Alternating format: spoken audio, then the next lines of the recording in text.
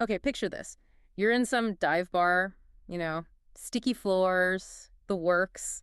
A band leader gets on the mic and just shouts, all right, 12-bar blues in G, And the band just kicks in. kicks right in.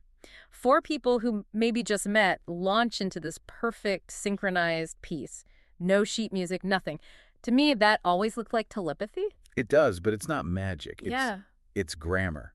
They're all speaking the same musical language. Which is exactly what we're digging into today. We are talking about Roman numeral analysis, this universal translator for harmony. That's a great way to put it. The mission here is to see how this system reveals the hidden skeleton of a song, underneath all the specific notes. Because it doesn't matter if it's Bach or the Beatles. Right, the structural DNA can be identical, and this is the system that lets you see it. So let's crack this code. On a basic level, we're not talking about notes like C or G anymore. We're swapping them for numbers. For scale degrees, 1 through 7.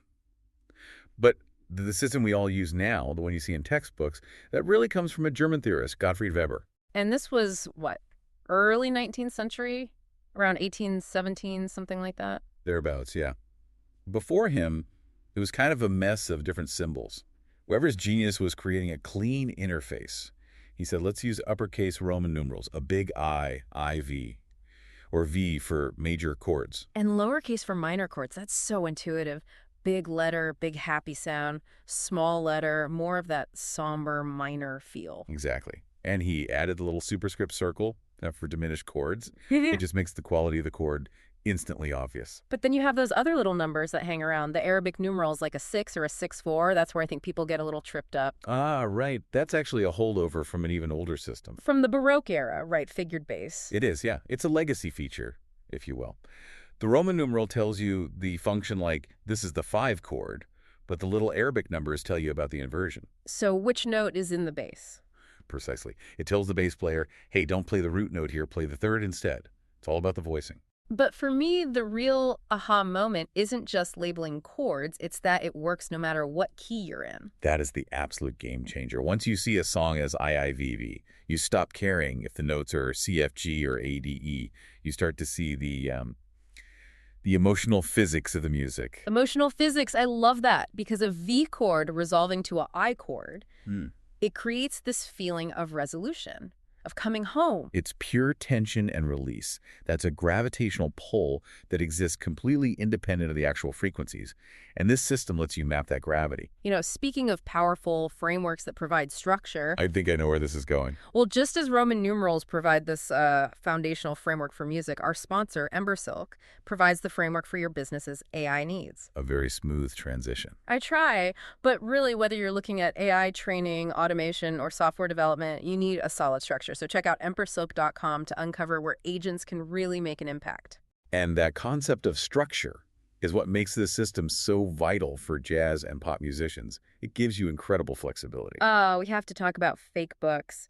Every working musician I know has one of those huge binders. They live and die by them. Because look, if a singer shows up to a gig and says, this key is too high for me, can we drop it a whole step? You're in big trouble if you're reading standard sheet music. You are. You have to mentally transpose every single note on the page in real time. But if you're thinking in numerals, the pattern, the shape of the song, it's identical. You just slide your starting point down. AIV is the same journey no matter where you start. And it also helps you spot when composers are, breaking the rules on purpose, what you call borrowing. Right, or modal interchange. This is all over rock and pop music.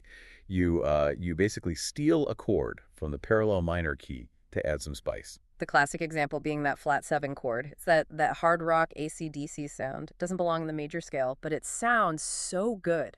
And the analysis shows you that instantly. You see a flat 7 and you go, okay, they borrowed that from the minor mode. It explains why the song suddenly has that darker, grittier edge. It just connects all the dots. You start to realize a classical sonata and some pop anthem on the radio might be built on the exact same harmonic foundation. It really suggests there's a kind of universal grammar for what our brains find musically satisfying. Which I guess leaves us with a final thought for you to chew on.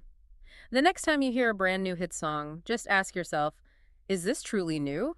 Or is it a new melody draped over that same IIVV skeleton that we've loved for centuries? It does make you wonder if we just really, really love that one pattern. For me, understanding the math behind it all It doesn't take away the magic. No. Not at all. It just shows you how beautifully ordered the whole universe of sound really is. I couldn't agree more. It makes listening an act of discovery. So keep listening and keep learning. If you enjoyed this deep dive, please subscribe to the show. Hey, leave us a 5-star review if you can. It really does help get the word out. Thanks for tuning in.